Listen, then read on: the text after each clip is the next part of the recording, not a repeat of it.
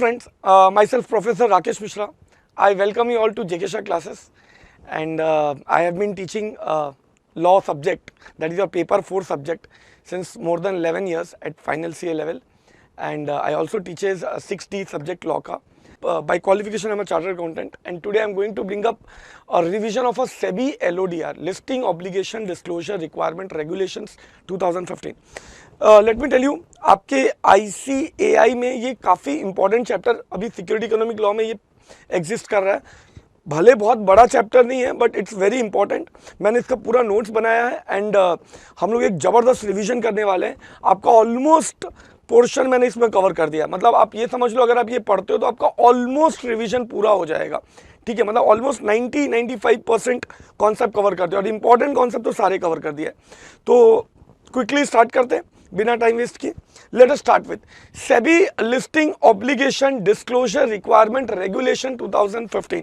नाम से क्या फीलिंग आ रहा है? डिस्क्लोजर। जब ये समझो ना तो एक दिमाग में आना चाहिए कि डिस्क्लोजर मतलब भाई किसको डिस्क्लोजर कर रहा हूं, तो स्टॉक एक्सचेंज को। ये टॉपिक को अगर सिंपल बनाना है तो दिमाग में होना चाहिए डिस्क्लोजर किसको करना है, स्टॉक एक्सचेंज। तो इस पूरे टॉपिक में जितने भी डिस्क्लोजर सुनोगे वो सब हम लोग किसको करता रहेगा, स्टॉक एक्सचेंज को।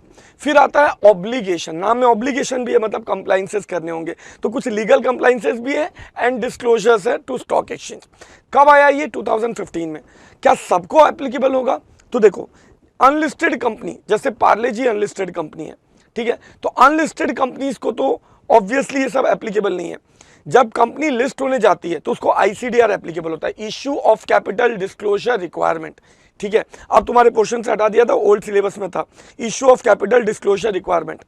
लेकिन जब लिस्ट हो जाता है तो लिस्ट होने के बाद LODR अप्लाई होता है लिस्टेड कंपनीज को।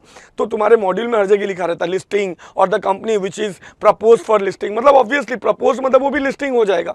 तो लिस्ट होने के बाद स्टॉक एक्सचेंज पे लिस्टेड रहने के लिए तुमको LODR के कंडीशन फॉलो करने होते हैं। अब LODR, मैं बार बार LODR बोलूंगा, मतलब लिस्टिंग ऑब्लिगेशन डिस्क्लोजर रिक्वायरमेंट। अब LODR में सबसे इंपॉर्टेंट चीज है कॉर्पोरेट गवर्नेंस, और कॉर्पोरेट गवर्नेंस 3 चीजों पे बहुत ज्यादा फोकस करता है। क्या चीज? फेयरनेस, अकाउंटेबिलिटी एंड सबसे इंपॉर्टेंट ट्रांसपेरेंसी। फेयरनेस मतलब जो भी आप, अकाउंटेबिलिटी मतलब क्या?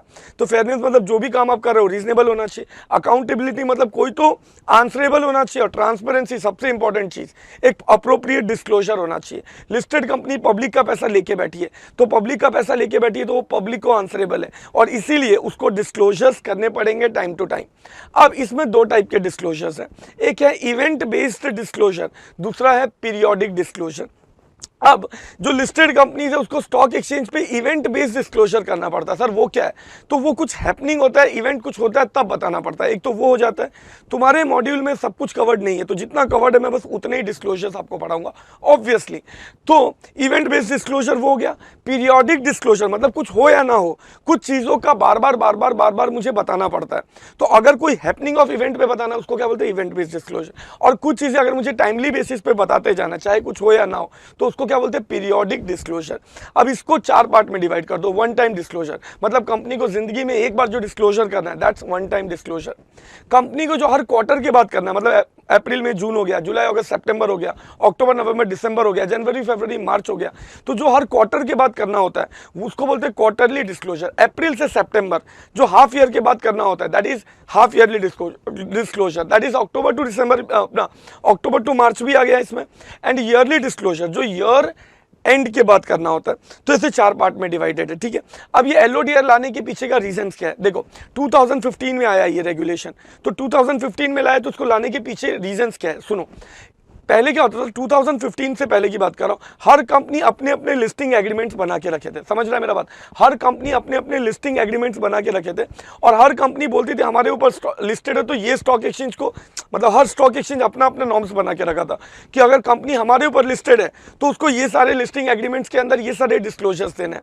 अब मान लो मैं कंपनी और मैं अलग अलग स्टॉक एक्सचेंज पे लिस्ट हूँ। सर 2 ही स्टॉक एक्सचेंज आ रहे हैं? नहीं भाई, BSE NSE तो नेशनल ट्रेडिंग वाइड टर्मिनल मतलब नेशनल स्टॉक एक्सचेंज हो गया, मतलब जो पूरे नेशन में BSE NSE, इसके अलावा भी बहुत सारे रीजनल स्टॉक एक्सचेंजेस हैं। अब मान लो मैं 4-5 स्टॉक एक्सचेंजेस पे लिस्ट हूँ, तो सबके नॉर्म्स अलग अलग है, किसी के ऊपर कुछ डिस्क्लोजर करना है, किसी के ऊपर कुछ डिस्क्लोजर करना है। कंपनीज को प्रॉब्लम आता था, तो इन्होंने क्या किया, LODR 2015 लाया और यूनिफाई कर दिया लॉ को, और बोला यार तुम कहीं पे भी लिस्टेड हो, तुम कहीं पे भी लिस्टेड हो, तुमको LODR के अंदर जब तुम कवर हो रहा है तो तुमको क्या करना पड़ेगा, LODR मतलब कोई भी स्टॉक एक्सचेंज पे लिस्टेड हो तो LODR के अंदर जो हमने डाला है ये वही डिस्क्लोजर हर स्टॉक एक्सचेंज को मांगना है। मतलब समझो मैं BSE हूँ, NSE या मैं कोई और स्टॉक एक्सचेंज हूँ, अब जो भी कंपनी मेरे ऊपर लिस्टेड है उस कंपनी से मैं कौन से डिस्क्लोजर्स मांगूंगा, तो उस कंपनी से मेरे बच्चों मैं सिर्फ वो डिस्क्लोजर्स मांगूंगा, एक कहने से जो LODR बोलता है। मतलब अब कहने से अगर कोई कंपनी लिस्ट हो रहा है, भले 4 स्टॉक एक्सचेंज पे है 5, उसको क्या डिस्क्लोजर करना है लिस्टिंग एग्रीमेंट के अंदर स्टॉक एक्सचेंज को, वो listing agreement has to be based on LODR। इससे क्या आएगा, पैरिटी आएगा। समझ रहे हो, कंपनी के लिए भी यूज होगा और सबको समझने के लिए भी यूज होगा। एक तो ये रीजन है। दूसरा रीजन है कंपनीज एक्ट बना 2013, तो कंपनीज एक्ट कंपनी को एप्लीकेबल है, LODR लिस्टेड कंपनी को। अब कंपनीज एक्ट कंपनी बोला मतलब प्राइवेट, अनलिस्टेड और लिस्टेड सब कंपनीज को अप्लाई हो जाता है, और LODR लिस्टेड कंपनी को अप्लाई होता है।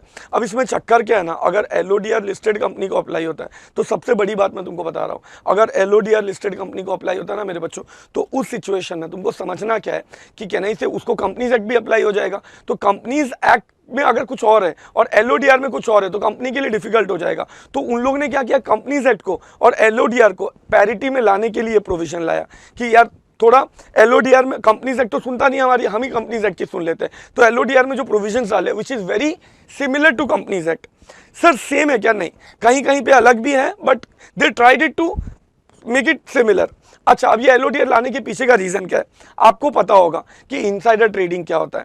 अब बेटा इनसाइडर ट्रेडिंग क्यों होता है, क्योंकि कुछ इंफॉर्मेशन मैनेजमेंट के पास है जो पब्लिक के पास नहीं है, इसीलिए तो होता है इनसाइडर ट्रेडिंग। मान लो अगर मैं जल्दी जल्दी मैनेजमेंट को इन्फॉर्मेशन देता चला जाऊँ, तो मैनेजमेंट अगर जल्दी जल्दी पब्लिक को इन्फॉर्मेशन देता चला जाए तो don't you think insider trading होने की चांसेस ही खत्म हो जाएंगे।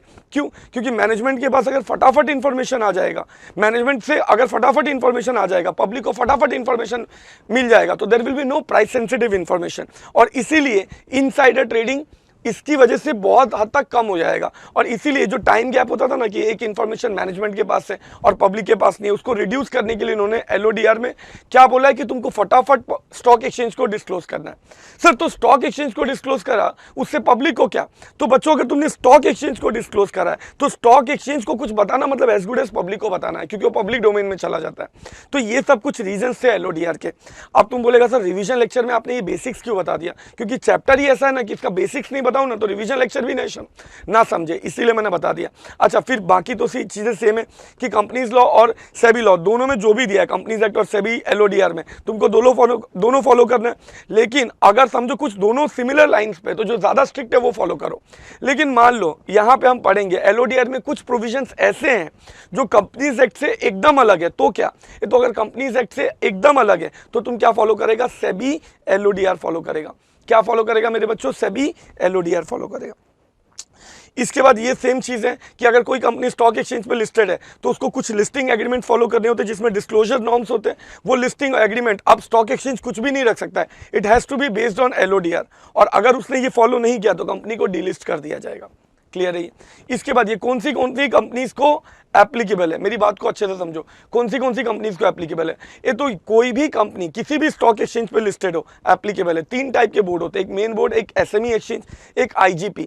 अच्छा, तुम्हें शायद इसके बारे में नहीं पता होगा क्योंकि तुम्हारे सिलेबस में इसके बारे में कुछ ज़्यादा है नहीं, एग्जाम में भी नहीं आएगा इसके बारे में। मैं सिर्फ 2 मिनट के लिए बताऊंगा, जितना समझे अच्छा, नहीं समझे तो कोई बात नहीं। मेन बोर्ड क्या होता है, जो नॉर्मल स्टॉक एक्सचेंज होता है उसको मेन बोर्ड बोलते हैं। तुमने सुना होगा BSE NSE ये सब मेन बोर्ड है, इसमें सिर्फ बड़ी बड़ी कंपनीज लिस्ट होती है। लेकिन प्रैक्टिकल लाइफ में तुमने सिर्फ और सिर्फ मेन बोर्ड ही सुना है, समझ रहे हो। तो ये टाटा, MRF, TCS, जितने भी कंपनीज लिस्ट हो रहे हैं ये सब मेन बोर्ड पे लिस्टेड है। लेकिन जो छोटे इधर लिस्ट होने के लिए ना टर्नओवर की अपना पेड अप शेयर कैपिटल कितना होना चाहिए, 10 करोड़ और मोर। लेकिन अगर तुम्हारा टर्नओवर तुम्हारा paid up share capital 10 crore के नीचे है तो तुम मेन बोर्ड पे लिस्ट नहीं हो सकता है। तो इन छोटी छोटी कंपनीज के लिए SME एक्सचेंज बना है, ठीक है। वैसे जैसे BSE है ना, वैसे BSE SME बोल के भी एक स्टॉक एक्सचेंज है, और BSE SME पे वैसी कंपनीज लिस्ट हो सकती है जिसका 10 करोड़ से कम स्टॉक, मतलब ये है उसका 10 करोड़ से कम पेड अप शेयर कैपिटल है। IGP क्या है, इनोवेटर्स ग्रोथ प्लेटफॉर्म। ये जो स्टॉक एक्सचेंज है ना, इस पे सिर्फ स्टार्टअप्स कंपनी जो होती है ना, टेक्नोलॉजिकल स्टार्टअप्स, वो लिस्ट होती है। इतना ही पता रखो, इससे ज़्यादा ज़रूरत नहीं है। तो इन लोग क्या बोलते हैं, कोई फर्क नहीं पड़ता, तू मेन बोर्ड पे लिस्टेड है, तू एसएमई एक्सचेंज पे लिस्टेड है, या तू आईजीपी पे लिस्टेड है, तू कहीं पे भी लिस्टेड रहे, तेरे को एलओडीआर के नॉर्म्स फॉलो करने पड़ेंगे। मतलब अगर मैं लिस्टेड हूँ, मैं तीनों में से किसी भी स्टॉक एक्सचेंज पे लिस्टेड हूँ, तो मेरे को एलओडीआर के नॉर्म्स फॉलो करने पड़ेंगे, ये बोला। इसके बाद सर कौन सी सिक्योरिटीज को एलओडीआर एप्लीकेबल हो जाएगा? सर सुनो, तुम कोई भी सिक्योरिटीज हो, कोई फर्क नहीं पड़ता है, एलओडीआर के नॉर्म्स एप्लीकेबल होंगे। मतलब सर, मतलब ये मेरे बच्चों कि अगर तुम्हारा नॉन कन्वर्टिबल डिबेंचर लिस्टेड है, तुमको एलओडीआर के नॉर्म्स फॉलो करने पड़ेंगे। Non convertible redeemable preference shares है, तुमको एलओडीआर के नॉर्म्स फॉलो करने पड़ेंगे। तुमने आईडीआर इशू किया और वो लिस्टेड है स्टॉक एक्सचेंज पे, आईडीआर पता ना, इंडियन डिपॉजिटरी रिसिप्ट, नहीं भी पता होगा तो डोंट वरी, मतलब ये तुम्हारे आईसीडीआर में था बट उस सिलेबस से निकाल दिया। तो वो भी अगर तुमने इशू किया है और लिस्टेड है स्टॉक एक्सचेंज पे, तो भी तुमको फॉलो करना है।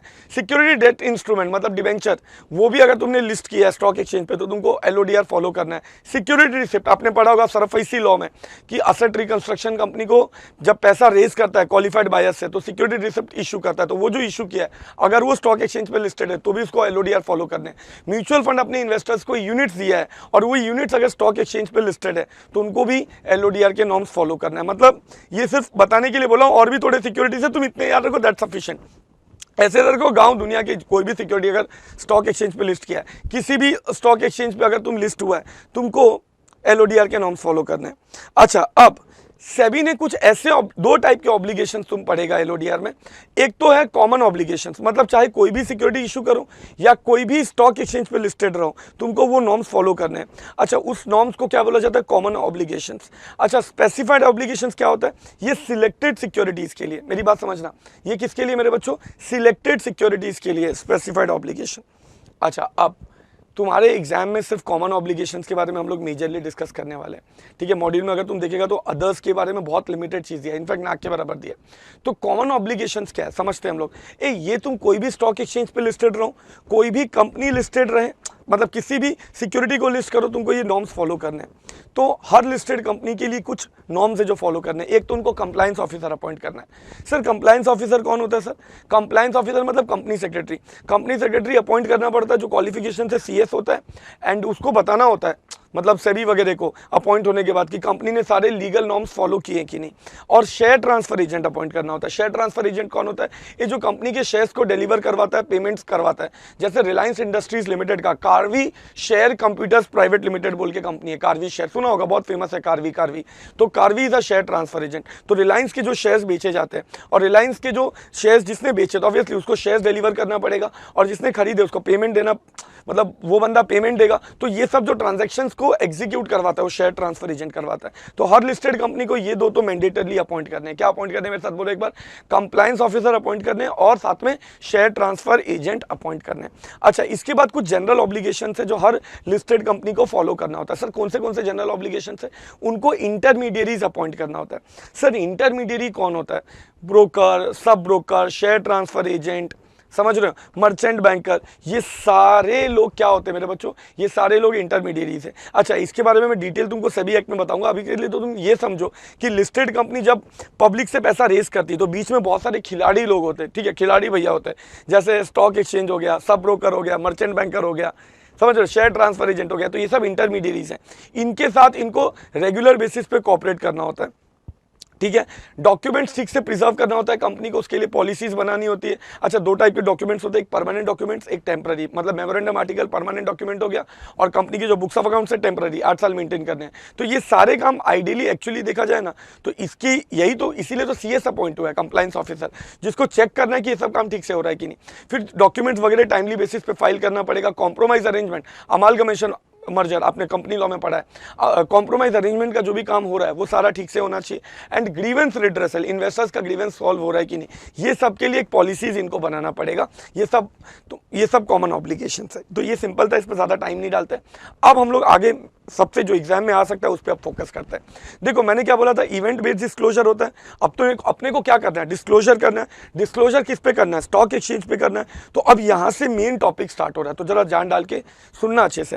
अब अपने को क्या करना है, डिस्क्लोजर करना है। डिस्क्लोजर करना कहाँ पे करना है, स्टॉक एक्सचेंज पे करना है। अब दो टाइप के डिस्क्लोजर होते हैं, एक तो इवेंट बेस्ड, जब कुछ होने पे डिस्क्लोजर करना पड़ेगा, और दूसरा पीरियोडिक डिस्क्लोजर, कुछ हो नहीं हो डिस्क्लोजर करना है। इसमें वन टाइम डिस्क्लोजर हो गया, हाफ क्वार्टरली डिस्क्लोजर हो गया, हाफ ईयरली हो गया, ईयरली डिस्क्लोजर हो गया।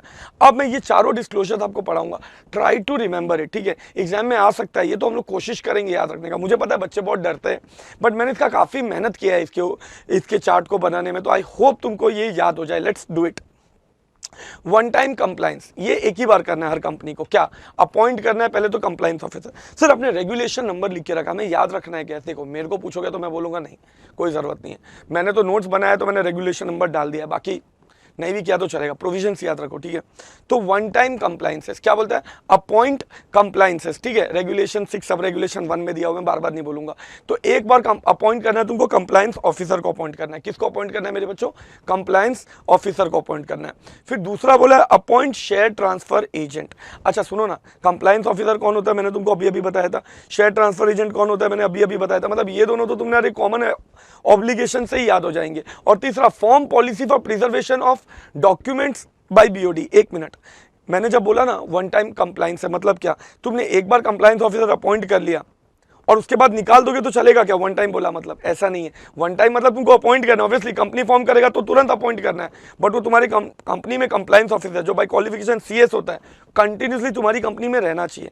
दूसरा है appoint share transfer agent. Share transfer agent मैंने अभी अभी बताया था, कार्वी कंप्यूटर है रिलायंस का, तो उसका काम क्या है, शेयर्स डिलीवर करना, पेमेंट करवाना। तो ये भी अपॉइंट करना पड़ता है हर कंपनी को एक बार, और अपॉइंटेड रहना चाहिए। ऐसा नहीं अपॉइंट करके निकाल दिया, निकाल रहे तो फिर दूसरे को रखो, लेकिन फिर अपॉइंटेड रहना चाहिए। फॉर्म पॉलिसी, तुमने देखा होगा मैंने हाईलाइट किसको किया है, फॉर्म पॉलिसी को हाईलाइट किया है। अच्छा मैं जानबूझ के टिक टिक टिक टिक नहीं कर रहा हूँ नोट्स पे, मैं नॉर्मली करता हूँ, बट अब ये हैंड रिटन नोट्स इतना अच्छा दिख रहा है, आराम से सुन रहे हो, और दिख रहा है स्क्रीन पे भी, वो लिमिटेड चीज़ है, तो मैं जानबूझ के टिक टिक नहीं कर रहा हूँ। सुनो, तो बोले क्या बोले कि फॉर्म पॉलिसी, अभी अभी मैंने तुमको बताया था दो टाइप के डॉक्यूमेंट्स होते हैं, एक होता है परमानेंट डॉक्यूमेंट्स, एक होता है टेम्परेरी डॉक्यूमेंट। टेम्परेरी मतलब तुम्हारा बुक्स ऑफ अकाउंट्स वगैरह जो 8 साल वगैरह के लिए मेंटेन करना होता है, और परमानेंट डॉक्यूमेंट जो तुमको लाइफ टाइम के लिए मेंटेन करना होता है। अब मेरे बच्चों कंप्लायंस ऑफिसर जब तुम अपॉइंट कर रहा है, मेरी बात को एकदम अच्छे से समझना, अगर तुम कंप्लायंस ऑफिसर अपॉइंट कर रहा है तो वो तो मैंडेटरी अपॉइंट करना, वो सीएस रहेगा। शेयर ट्रांसफर एजेंट भी अपॉइंट करना मैंडेटरी है, और तुमको पॉलिसी भी बनाना मैंडेटरी है। मतलब बीओडी को पॉलिसी बनाना पड़ेगा कि कौन से टाइप के डॉक्यूमेंट्स कितने टाइम के लिए मेंटेन करना है। डॉक्यूमेंट तो मेंटेन करना ही है, लेकिन यहाँ पे वो बात नहीं हो रहा है। तुम जब कंपनी फॉर्म करेगा ना, तो तुमको पॉलिसीज बनाना पड़ेगा कि कौन से टाइप के डॉक्यूमेंट्स तुम कितने टाइम के लिए मेंटेन करेगा। तो मुझे बताओ तीन चीज क्या वन टाइम कंप्लायंस, एक बार बिना देखे बोलो। एक तो कंप्लायंस ऑफिसर अपॉइंट करना पड़ेगा, दूसरा शेयर ट्रांसफर एजेंट अपॉइंट करना पड़ेगा, और तीसरा एक तो शेयर कंप्लायंस ऑफिसर अपॉइंट करना पड़ेगा, दूसरा शेयर ट्रांसफर एजेंट अपॉइंट करना पड़ेगा, तीसरा तुमको पॉलिसीज बनाना पड़ेगा। ठीक है, पॉलिसी किसके लिए बनाना है, टू प्रिजर्व डॉक्यूमेंट। क्लियर है। इसके बाद आता है क्वार्टरली कंप्लायंस। क्वार्टरली कंप्लायंस क्या होता है मेरे बच्चों, let's understand this. What is quarterly compliance. 4 quarter है टोटल, अप्रैल मई जून, दूसरा क्वार्टर है जुलाई अगस्त सितंबर, तीसरा क्वार्टर है अक्टूबर नवंबर दिसंबर, और चौथा क्वार्टर है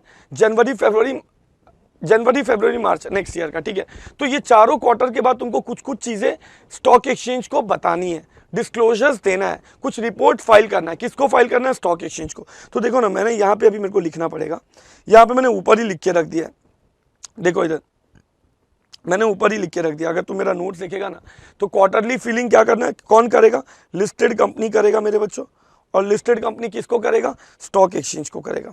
क्लियर है। बाजू में मैंने रेगुलेशन नंबर्स लिख के रखा, और मैंने नीचे क्वार्टर एंडिंग के बाद लिखा है, तो इससे तुमको रिवाइज करते टाइम आसानी होगा। थियरी क्या इसमें अकोमोडेट नहीं होता दिमाग में। अच्छा, 21 डेज में बताना है तुमको, क्या बताना है, ग्रीवेंस रिड्रेसल रिपोर्ट फाइल करना है। क्या फाइल करना है मेरे बच्चों, ग्रीवेंस रिड्रेसल रिपोर्ट। ये क्या होता है ग्रीवेंस रिड्रेसल रिपोर्ट। सुनो, इन्वेस्टर, अब समझो, इन्वेस्टर का जो कंप्लेंट्स आया है in the beginning of quarter, वो इंफॉर्मेशन, ड्यूरिंग क्वार्टर क्या इंफॉर्मेशन आया है, वो मतलब क्या इंफॉर्मेशन है, कितने ग्रीवेंसेस आए वो, और फिर क्वार्टर के एंड तक कितने ग्रीवेंसेस सॉल्व हो गए वो, और कितने ग्रीवेंसेस पेंडिंग है वो। मैं एग्जांपल लेके बोलता हूँ, अप्रैल मई जून ये क्वार्टर है। अच्छा, तो 1 अप्रैल को कितने इन्वेस्टर्स के ग्रीवेंसेस पेंडिंग थे, वो लेट्स से 100 ग्रीवेंसेस पेंडिंग थे, वो बताएगा। ये तो चलो 50 ग्रीवेंसेस पेंडिंग थे, वो बताएगा। ड्यूरिंग क्वार्टर कितने ग्रीवेंसेस आए, या 100 पेंडिंग थे, तो तुमने बता दिया कि ओके 1 अप्रैल को 100 ग्रीवेंसेस पेंडिंग है। फिर अप्रैल से जून तक कितने ग्रीवेंसेस आए, लेट्स से 75 ग्रीवेंसेस आए, तो वो भी बता देगा। अच्छा, कितने ग्रीवेंसेस सॉल्व हुए? लेट्स से कितने ग्रीवेंसेस? 50 ग्रीवेंसेस सॉल्व हुए हैं। तो और ये भी बताएगा, और फिर एंड में 30th जून को कितने ग्रीवेंसेस पेंडिंग है वो भी बताएगा। तो बेटा 1 अप्रैल को कितने ग्रीवेंसेस थे? तो बोला यार लेट्स से 100 ग्रीवेंसेस थे, तो 100 ग्रीवेंसेस थे, कितने आए अप्रैल से जून में? 75, तो 175 ग्रीवेंस हो गया। कितने सॉल्व हो गए? तो वो माइनस कर दो, तो -50। तो कितने ग्रीवेंसेस रह गए? तो 125। अब ऑब्वियसली समझ गया होगा, मैं इसके अंदर नहीं जा रहा हूं। तो ऐसे तुमको हर क्वार्टर का बताना है। अच्छा, कब बताओगे तुम? ये तुम क्वार्टर एंड के 21 तक फाइल कर दोगे। मतलब अप्रैल में जून में तुम्हारा क्वार्टर खत्म हुआ है, तो 21 जुलाई को फाइल कर देगा। जुलाई, अगस्त, सितंबर क्वार्टर का 21 अक्टूबर को फाइल कर देगा। अक्टूबर, नवंबर, दिसंबर का तुम 21 जनवरी तक फाइल कर देगा। और जनवरी, फरवरी, मार्च का ये ग्रीवेंस रिड्रेसल रिपोर्ट 21 अप्रैल तक फाइल कर देगा। एकदम सिंपल। इसके बाद इन्होंने क्या बोला? Corporate grievance, corporate governance report. Corporate governance क्या होता है कि सारा कुछ तुम क्या बोलते हैं कि सब अपना गवर्नेंस सब सही से हो रहा है कि नहीं, इसका रिपोर्ट फाइल करना पड़ता है। तो बेटा ये जो गवर्नेंस सब सही से हो रहा है कि नहीं, इसका रिपोर्ट तुमको कभी फाइल करना है? 15 डेज में फाइल करना है कॉर्पोरेट गवर्नेंस रिपोर्ट। अच्छा, ये 15 days from the quarter ending, मतलब अप्रैल में जून का 15 जुलाई तक, जुलाई अगस्त सितंबर का 15 अक्टूबर तक, अक्टूबर नवंबर दिसंबर का 15 जनवरी तक, जनवरी फरवरी मार्च का 15 अप्रैल तक। एकदम सिंपल है। इसके बाद बोला शेयर होल्डिंग पैटर्न भी फाइल करना है। अच्छा, शेयर होल्डिंग पैटर्न क्या होता है? एक कहने से तुम्हें शायद पता नहीं होगा ये चीज़, तो मैं बता देता हूँ। कहने से कंपनी में ना आइडियली 2 कैटेगरी में डिवाइड होता है। एक तो प्रमोटर हो गया, दूसरा नेट ऑफर टू पब्लिक हो गया। जैसे डीमार्ट है तो राधा किशन दमानी वो प्रमोटर है, लेकिन उसमें बाकी भी इन्वेस्टर्स है ना, तो जो बाकी इन्वेस्टर्स है उनको NOTP बोलते हैं, नेट ऑफर टू पब्लिक। और उसके नीचे भी 3 टाइप के इन्वेस्टर्स होते हैं, retail individual investor, non institutional investor, high net worth individuals भी बोलते हैं उसको, और क्वालिफाइड इंस्टीट्यूशनल बायर्स। जैसे म्यूचुअल फंड वगैरह है ना, ये सब क्वालिफाइड इंस्टीट्यूशनल बायर है। Mutual fund, alternative investment fund वगैरह तुमको नहीं पता होना चाहिए, बस बता रहा हूं मैं तुमको। तो ये सब अलग अलग टाइप के इन्वेस्टर्स होते हैं। तो इनको बताना होता है कि यार प्रमोटर ने कितना रखा है, NOTP में ने कितना रखा है, मतलब नेट ऑफर टू पब्लिक ने, उसके अंदर RII ने कितना रखा है, NII ने कितना रखा है, QIB ने कितना रखा है, ये सब चीज़ उनको बताना होता है। सर हमको ये वर्ड्स याद रखने नहीं, ये सिर्फ तुमको बताया मैंने ताकि तुमको समझ जाए शेयर होल्डिंग पैटर्न क्या होता है। उनको हर क्वार्टर के बाद ये शेयर होल्डिंग पैटर्न देना है। अच्छा, मैंने उधर इवेंट बेस्ड भी मार्क करके रखा है। इवेंट बेस्ड क्यों मार्क करके रखा है? ये तुमको इवेंट मतलब जो इवेंट खत्म होता है वो, मतलब जब तुम्हारा पब्लिक इशू वगैरह तुम इशू करता है उसके बाद भी तुमको बताना होता है, इसीलिए मैंने इवेंट बेस्ड लिखा है। मतलब जब तुम पब्लिक इशू लाता है ना, या तुम्हारा कैपिटल स्ट्रक्चर चेंज होता है एक पर्टिकुलर लिमिट के ऊपर, तो भी तुमको बताना है, और ये क्वार्टरली भी बताना है, ये 2 बार बताना है। तो क्वार्टरली तो कोई चेंजेस आए नहीं आए तुम्हारे शेयर होल्डिंग पैटर्न में, तुमको बताना ही है अपना शेयर होल्डिंग पैटर्न की। ये सारा चीज कब बताना है? 21 डेज में। सेम लॉजिक, अप्रैल में जून का 21 जुलाई, जुलाई अगस्त सितंबर का 21 अगस्त, अपना अक्टूबर, जुलाई अगस्त सितंबर का 21 अक्टूबर, अक्टूबर नवंबर दिसंबर का 21 जनवरी, और जनवरी फरवरी मार्च का 21 अप्रैल। क्लियर है ये? तो ये तुमको बताना है। तो ये 3 तो हो गया बेटा। अच्छा, इसके बाद स्टेटमेंट ऑफ डेविएशन और वेरिएशन, 1 मिनट है, ये स्टैंडर्ड नहीं है, it's a statement of deviation and variation. Sir ये क्या होता है? एक सिंपल मैं तुमको बता रहा हूं, समझना। क्या होता है, तुमने 100 करोड़ रुपया रेस किया, अब तुमने 100 करोड़ रुपीज रेस किया, तो तुम वो किस काम के लिए यूज करोगे? समझ रहा, तुम वो किस काम के लिए यूज करोगे, that's very very very important. अब तुमने बोला होगा मैंने कोचिंग के बिजनेस में डालना है, और पैसा लेके तुम डाल दिया उसको किसी और बिजनेस में, मतलब मूवी भी बना रहा है उसका, तो ये डेविएशन हो जाता है। अच्छा, ऐसा भी होता है कि तुमने कोचिंग के बिजनेस में डाला है, लेकिन तुमने बोला था एडमिन खर्चा 30 करोड़ करूंगा, कैपिटल के ऊपर 50 करोड़ करूंगा, तुमने कैपिटल के ऊपर 5 करोड़ किया और सारा एडमिन पे कर दिया, तो ये होता है वेरिएशन। तो ये स्टेटमेंट ऑफ डेविएशन और वेरिएशन भी हर क्वार्टर के बाद फाइल करना है। तुम्हारे मॉड्यूल में टाइम लिमिट नहीं लिखा, इसीलिए मैंने एक्स लिख के छोड़ दिया। क्या करूँ, खाली छोड़ता तो तुमको लगता सर भूल गए लिखना, ठीक है, एक्स, टाइम लिमिट नहीं दिया। अच्छा, इसके बाद क्वार्टर एंडिंग के बाद, एक क्वार्टर जब खत्म हो जाएगा तो उसके बाद क्वार्टरली फाइनेंशियल स्टेटमेंट फाइल करना होता है। ये तो तुम लोग सब ऑडिटर है, तुमको पता होगा।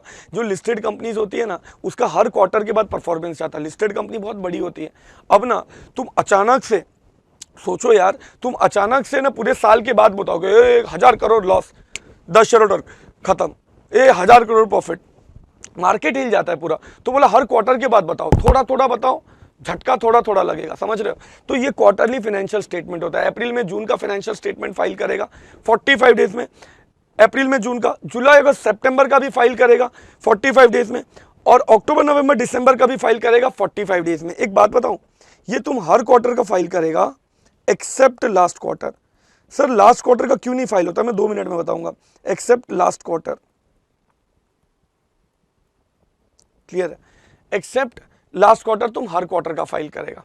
अच्छा, एक्सेप्ट लास्ट क्वार्टर तुम हर क्वार्टर का फाइल करेगा, मतलब अप्रैल में जून का क्वार्टर, जुलाई अगस्त सितंबर का क्वार्टर और अक्टूबर नवंबर दिसंबर का क्वार्टर, तीनों क्वार्टर का फाइल करेगा। अच्छा, कब तक फाइल करेगा? 45 डेज में। क्या फाइल करेगा? Financial statement. किसको, कौन सा? तो क्वार्टरली फाइल करेगा। मतलब अप्रैल में जून का कब तक फाइल हो जाना चाहिए? वहां से 45 डेज, मतलब कुछ 15 अगस्त जितना कुछ आ रहा है तो इंडिपेंडेंस डे, बट उतना कुछ आ रहा है। फिर जुलाई अगस्त सितंबर का, फिर वहां से 45 डेज क्या आएगा? कुछ 15 नवंबर तक आएगा। 15 नवंबर, अक्टूबर नवंबर दिसंबर का, कहने से 15 फरवरी तक, मतलब 90 डेज के एक दिन के बाद 15 फरवरी तक आ रहा है ना यार। तो ऐसा कुछ लास्ट क्वार्टर का नहीं फाइल करना है। अच्छा, क्वार्टरली फाइनेंशियल स्टेटमेंट फाइल करना है, उसके साथ year to date financial statement भी फाइल करना है। Sir year to date financial statement क्या होता है? ये अप्रैल में जून तो ठीक है, जुलाई अगस्त सितंबर का जब तुम फाइल करेगा तो एक तो जुलाई अगस्त सितंबर का फाइल करेगा और एक बिगिनिंग ऑफ ईयर से उधर तक, मतलब अप्रैल से लेके सितंबर, तो इसको बोलते हैं ईयर टू डेट। फिर अक्टूबर नवंबर दिसंबर का तुम जब फाइल करेगा तो ये एक क्वार्टर हो गया। और तुम्हारा अप्रैल से लेके दिसंबर तक का ये क्या हो गया? Year to date financial statement, ये तुम फाइल करेगा कितने दिन में? 45 डेज में।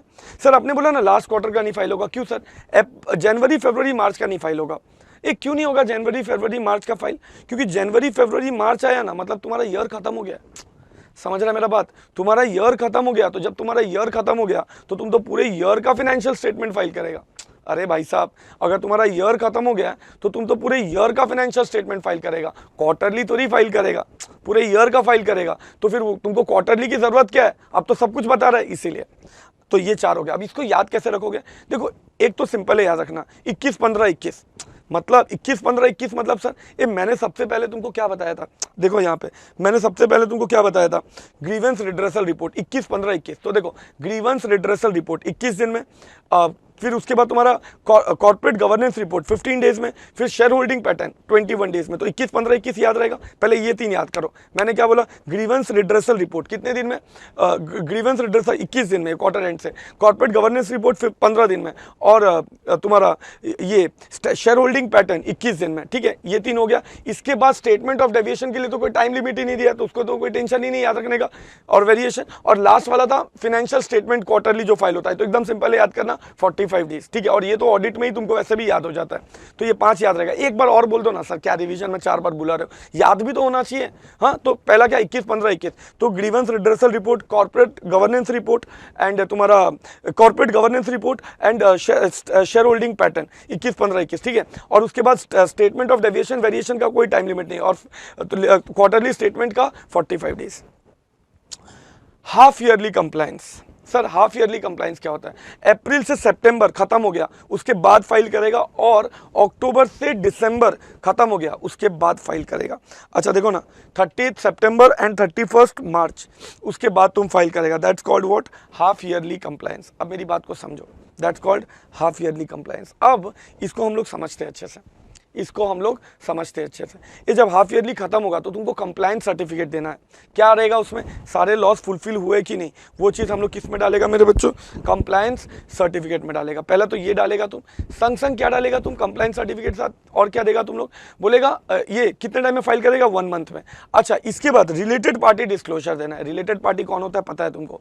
अच्छा, रिलेटेड पार्टी डिस्क्लोजर कितने टाइम में करना है? तो जब तुम फाइनेंशियल रिजल्ट पब्लिश करोगे उसके 30 डेज में। देखो यहाँ पे एग्जाम में गलती मत करना, फाइनेंशियल हाफ ईयरली एंड हुआ, हाफ ईयर एंड हुआ उसके 30 डेज के बाद नहीं, हाफ ईयर एंड हुआ उसके बाद जब तुम फाइनेंशियल रिजल्ट्स पब्लिश करोगे वहां से 30 डेज। अब यार मुझे नहीं पता ना, मतलब मुझे तो पता है फाइनेंशियल रिजल्ट कब पब्लिश होता है, लेकिन मैं इसके लिए बोल रहा हूं कि मुझे नहीं पता ना फाइनेंशियल रिजल्ट कब पब्लिश होगा, वो 10 दिन में होगा कि 20 दिन में होगा, तो जब भी होगा वहां से 30 डेज, इसलिए मैंने ऐसे लिखा है।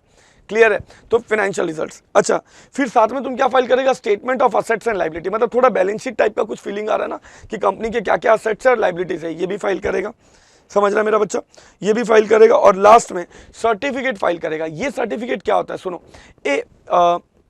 जब कंपनी में शेयर होल्डर शेयर्स बाई करते हैं तो वो ना शेयर्स लॉन्च किया जाता है, और शेयर्स लॉन्च मतलब शेयर सर्टिफिकेट के लिए लॉन्च किया जाता है शेयर होल्डर द्वारा। और वो शेयर होल्डर क्या करता है ना, अपने जो उसके जो लोग हैं, मतलब जो लोग उससे जुड़े हुए हैं ना, उन लोग से सब ये कर लेता है, मतलब क्या बोलते हैं, उन लोग से सब अपना शेयर्स डिलीवर करवाता है। ये डिलीवर कौन करवाता है? Share transfer agent. मतलब तुमको मैं एग्जांपल देके बोलता हूँ, रिलायंस इंडस्ट्रीज लिमिटेड में मैं शेयर होल्डर बना, तो मैं रिलायंस इंडस्ट्रीज लिमिटेड को एप्लीकेशन करूंगा।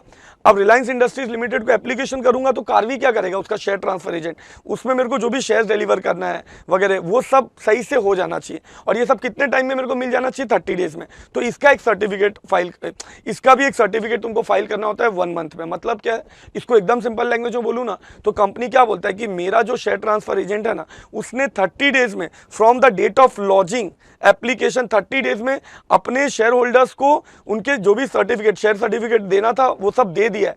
ये 30 डेज में दे दिया है, ये सारा कुछ सही से हुआ है, विद इन 30 डेज ये सब काम कंप्लीट हो गया। इसका एक सर्टिफिकेट मुझे फाइल करना होता है। कब फाइल करना होता है? 1 मंथ में फाइल करना होता है, from the half yearly and, from the half yearly and.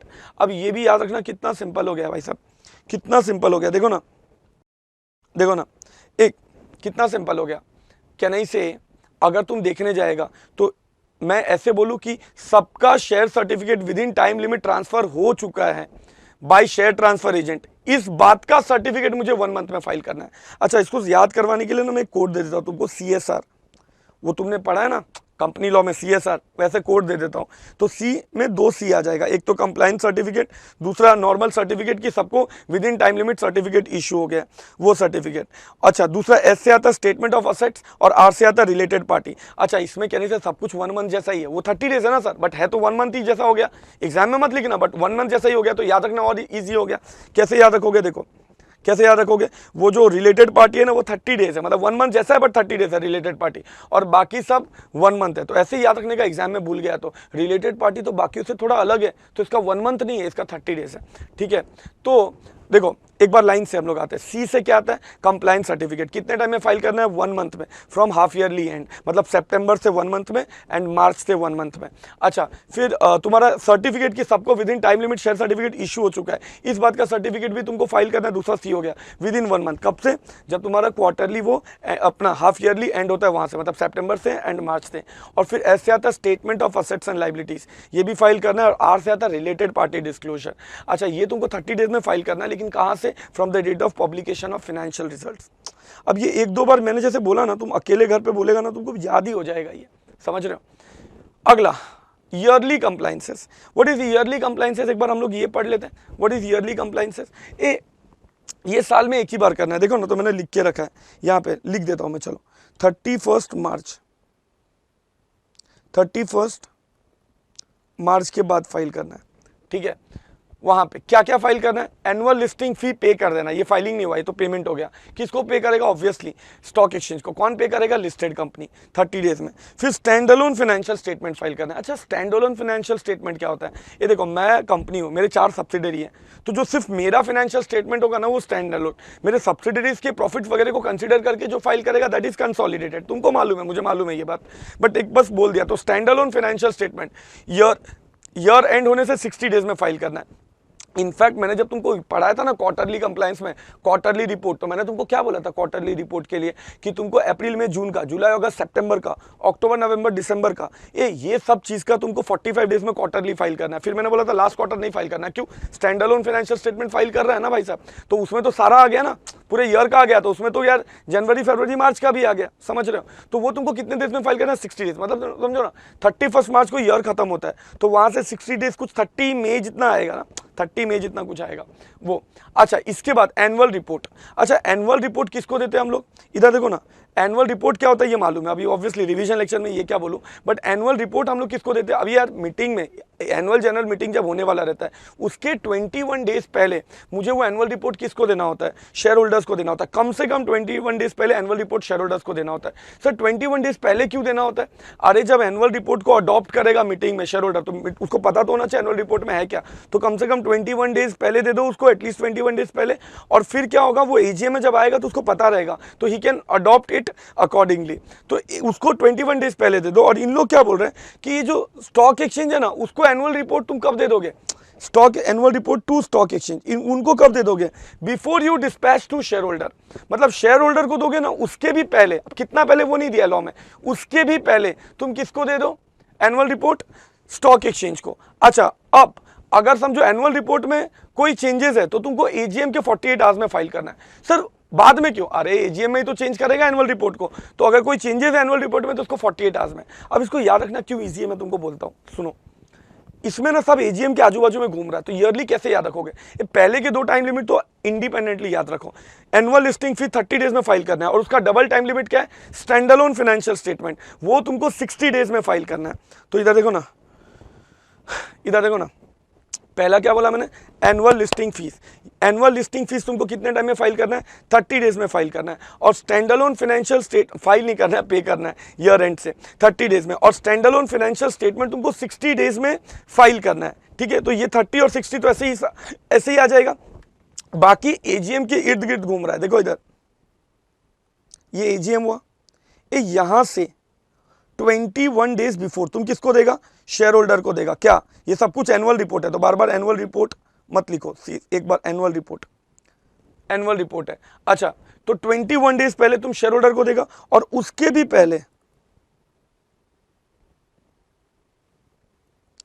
उसके भी पहले किसको डिस्पैच हो जाना चाहिए?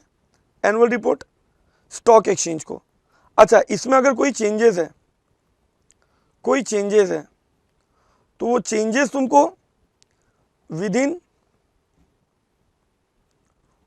48 आवर्स फाइल हो जाना चाहिए, ठीक है? एजीएम के विद इन 48 आवर्स। तो ये कितना सिंपल हो गया ना यार। अब ये फोटो खींच लो ना, तो खींच लो, फोटो खींच लिया, स्क्रीनशॉट ले लिया। अब देखो, तो देखो ये मैं हूं, ये एजीएम हो रहा है। अरे सर क्या पका रहे हो? देखो इधर, ये एजीएम है।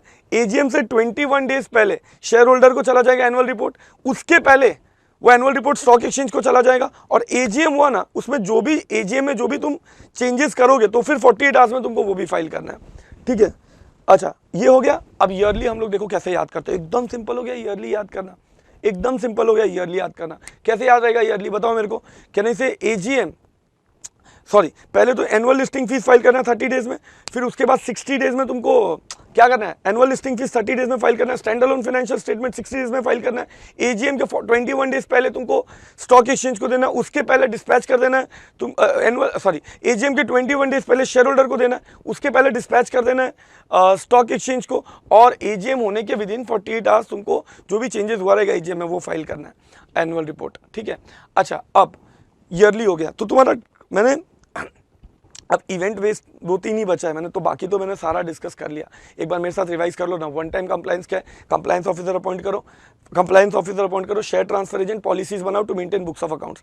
क्वार्टरली में क्या था? 21-15-21, मतलब क्या उसमें बोला था? ग्रीवेंस रिपोर्ट फाइल करना है, फिर कॉर्पोरेट गवर्नेंस, फिर अपना शेयर होल्डिंग पैटर्न ये फाइल करना है, तो 21-15-21। उसके बाद मैंने तुम लोगों को बताया था कि शेयर होल्डिंग पैटर्न, अपना स्टेटमेंट ऑफ डेविएशन फाइल करना है, एक्स टाइम लिमिट बोला था मैंने। और उसके बाद मैंने तुमको बोला फाइनेंशियल स्टेटमेंट फाइल करना है क्वार्टरली और ईयर टू डेट भी, और ये तुमको 45 डेज में फाइल करना है। फिर हाफ ईयरली मैंने तुम लोग को क्या पढ़ाया था? मैंने बोला था सीएसआर, ठीक है? उसमें 2 सी था, एक तो कंप्लायंस सर्टिफिकेट, दूसरा सर्टिफिकेट की सबको with in time limit certificates issue कर दिया शेयर ट्रांसफर एजेंट ने।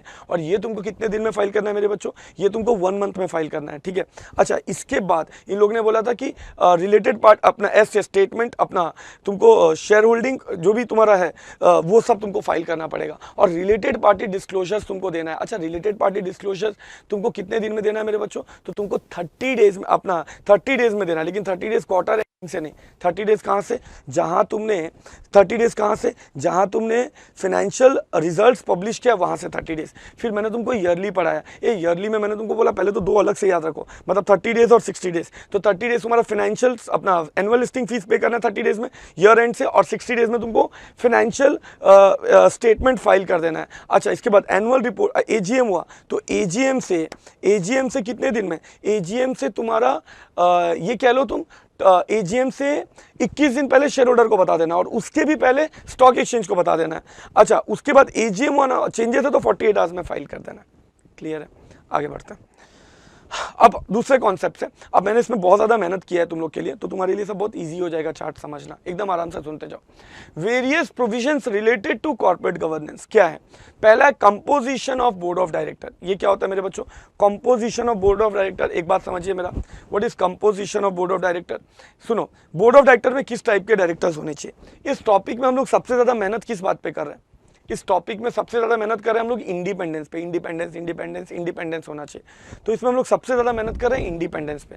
तो मेरे बच्चों इंडिपेंडेंस पे अगर मैं सबसे ज़्यादा मेहनत कर रहा हूँ तो मेरे को एक चीज़ समझना पड़ेगा, आप समझो, मेरे को एक चीज़ समझना पड़ेगा कि इंडिपेंडेंस कब होगा? जब नॉन एग्जीक्यूटिव डायरेक्टर ज़्यादा होंगे, इंडिपेंडेंट डायरेक्टर ज़्यादा होंगे। तो इसमें कंपोजिशन में उसी पे फोकस किए।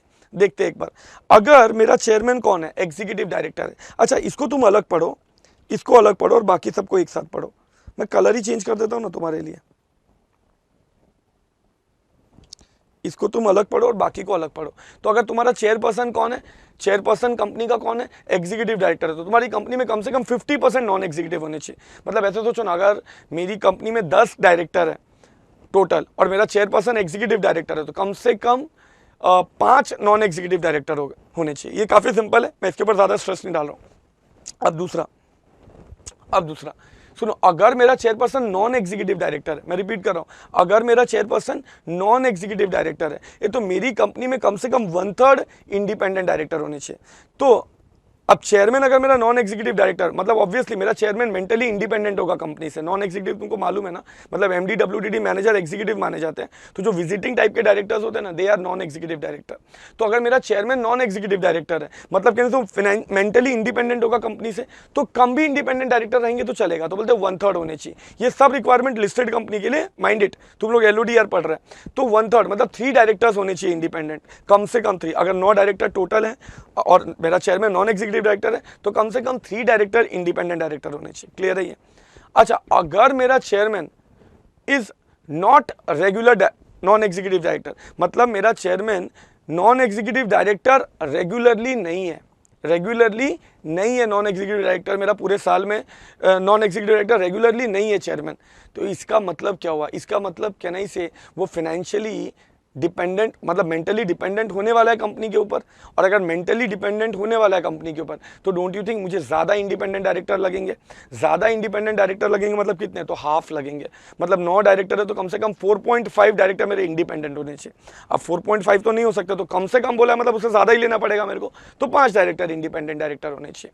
फिर बोला अब ना मेरा अगर चेयरमैन कौन सा है? रेगुलर नॉन एग्जीक्यूटिव डायरेक्टर है। मैं तुमको ये रेगुलर वगैरह का भी मीनिंग समझा सकता हूँ, बट अभी रिवीजन लेक्चर में it is way too much to discuss on that. अपने को विद इन टाइम भी तो खत्म करना है, और तुम्हारा तो ऑब्वियसली पड़ा हुआ है, तो फिर I don't want to waste it for you. तो अगर मेरा chairman regular non executive director है, लेकिन वो रिलेटेड है, किससे रिलेटेड है? प्रमोटर से या तो केएमपी से। केएमपी कौन हो गया? की मैनेजरियल पर्सनल, पता होगा तुमको, MD WTD manager, CEO, CFO, CS, 1 level below WTD designated as KMP. तो अगर उससे रिलेटेड है तो क्या? मैं इसका बेस्ट एग्जांपल देता हूँ। लेट्स से नीता अंबानी एक कहने से, let's say Nita Ambani, obviously in few companies she is regular non executive director, but वो चेयरमैन है, बट वो रेगुलर नॉन एग्जीक्यूटिव डायरेक्टर है। But don't you think Mukesh Ambani से रिलेटेड है? वो मुकेश अंबानी से रिलेटेड है। अब मुझे बताओ, अगर कोई रेगुलर नॉन एग्जीक्यूटिव डायरेक्टर भी है राउंड द ईयर, लेकिन अगर वो प्रमोटर केएमपी से रिलेटेड है, ये वैसे डायरेक्टर का इंडिपेंडेंट होना और इंडिपेंडेंट नहीं होना एक बराबर है। मेरी बात समझो, वैसे डायरेक्टर का इंडिपेंडेंट होना और इंडिपेंडेंट नहीं होना एक बराबर है। और इसीलिए इन्होंने क्या बोला कि अगर कोई रेगुलर नॉन एग्जीक्यूटिव डायरेक्टर है कंपनी में जो रिलेटेड है प्रमोटर केएमपी से, तो इन लोग क्या बोलता है, तो इस केस में हम नहीं मानेंगे कि वो नॉन एग्जीक्यूटिव है, वो तो हमें एग्जीक्यूटिव की फीलिंग दे रहा है। भले वो नॉन एग्जीक्यूटिव है, लेकिन वो कंपनी के प्रमोटर से ही रिलेटेड है, केएमपी से, तो मेंटली डिपेंडेंट होगा। हमें तो ज़्यादा इंडिपेंडेंट डायरेक्टर लगेगा कंपनी में, ठीक है। तो अगर कोई नॉन एग्जीक्यूटिव डायरेक्टर रेगुलर है, रिलेटेड है प्रमोटर केएमपी से, तो उस केस में कम से कम 50% इंडिपेंडेंट डायरेक्टर होने चाहिए। मतलब 9 डायरेक्टर हैं तो कम से कम 4.5 डायरेक्टर्स इंडिपेंडेंट होने चाहिए, मतलब 5 डायरेक्टर्स। अच्छा, कंपनी ने अगर एसआर इक्विटी शेयर्स इशू किया है तो, अच्छा एसआर इक्विटी शेयर्स क्या होता है मैं तुमको बोलता हूँ, तुम्हारे पोर्शन में नहीं है, बट मैं बताऊंगा नहीं तो तुमको समझेगा ही नहीं है। एसआर इक्विटी शेयर्स क्या होता है? तुमने कंपनी लॉ में पढ़ा होगा section 43, superior right voting shares. ये सुपीरियर राइट वोटिंग शेयर्स क्या होता है? जब कंपनी में एक शेयर के ऊपर एक शेयर के ऊपर ज़्यादा वोट्स दिए जाते हैं, 2:1, 5:1, 10:1, मतलब 10:1 का मतलब वो एक शेयर पे 10 वोट, और ये नॉर्मली एग्जीक्यूटिव डायरेक्टर और फाउंडर को ही देती है कंपनी। अब सोचो अगर किसी कंपनी में एसआर इक्विटी शेयर्स इशू है, मतलब वोटिंग राइट बहुत ज़्यादा होगा, किसका, प्रमोटर का, फाउंडर का, तो डोंट यू थिंक ज़्यादा इंडिपेंडेंट डायरेक्टर्स लगेंगे, तो कम से कम हाफ इंडिपेंडेंट डायरेक्टर। सर लेकिन हमको ये सब याद कैसे रहेगा? एक सिंपल बोलूँ, कुछ याद मत करो, तुम सिर्फ ये याद कर लो, बाकी एग्जाम में आया तो ठेल के आना। तुम ये याद कर लो कि चेयरमैन अगर नॉन एग्जीक्यूटिव डायरेक्टर है, प्रॉपर नॉन एग्जीक्यूटिव डायरेक्टर है चेयरमैन, तो 1/3 इंडिपेंडेंट आने चाहिए। इसके अलावा एग्जाम में भूल गए तो हाफ इंडिपेंडेंट डायरेक्टर ठोक के आना, तुम्हारा काम हो जाएगा। तो अगर चेयरमैन मेरा नॉन एग्जीक्यूटिव डायरेक्टर है तो 1/3 होने चाहिए इंडिपेंडेंट, उसके अलावा कुछ भी हो हाफ होने चाहिए। तो एग्जाम में कोई भी सिचुएशन आ रहा है, समझो कोई भी सिचुएशन आ रहा है और चेयरमैन नॉन एग्जीक्यूटिव डायरेक्टर नहीं है और दूसरा कोई भी सिचुएशन दिख रहा है, आम हुआ, टाम हुआ, बूम हुआ, तो कहने से तुम क्या लिख किया जाएगा? हाफ इंडिपेंडेंट डायरेक्टर तुम्हारे क्या होने चाहिए? चेयरमैन होने चाहिए। हाफ इंडिपेंडेंट डायरेक्टर तुम्हारी कंपनी में होने चाहिए टोटल, कम से कम हाफ। फिर लास्ट पॉइंट क्या बोला है? ये इंडिपेंडेंट पॉइंट है, मतलब ये इससे रिलेटेड नहीं है। क्या बोला इन्होंने? मेरा अगर कंपनी में नॉन एग्जीक्यूटिव डायरेक्टर है जो बहुत ओल्ड है, 75 ईयर्स या उससे ज़्यादा का एज है उसका, मेरे नॉन एग्जीक्यूटिव डायरेक्टर का, तो बोलता है स्पेशल रिजोल्यूशन पास करना पड़ेगा उसको अपॉइंट करने के लिए। क्यों? इतना ओल्ड है तो फिर यार ऑब्वियसली काम करेगा कि नहीं भगवान जाने।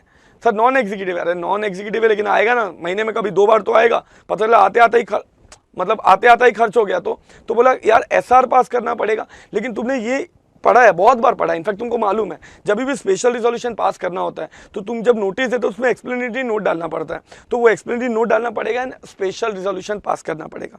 क्लियर है? एक बार बोलो ना बिना देखे, अगर मेरा चेयरमैन, सुनो ना मेरी बात, अगर मेरा चेयरमैन अपना एग्जीक्यूटिव डायरेक्टर है तो मेरी कंपनी में अगर मेरा चेयरमैन क्या है, इधर देखो, अगर मेरा चेयरमैन एग्जीक्यूटिव डायरेक्टर है तो मेरी कंपनी में नॉन एग्जीक्यूटिव डायरेक्टर कितने होने चाहिए? कम से कम हाफ। ये एक अलग बात हो गया, अब सारा इंडिपेंडेंट डायरेक्टर से रिलेटेड है।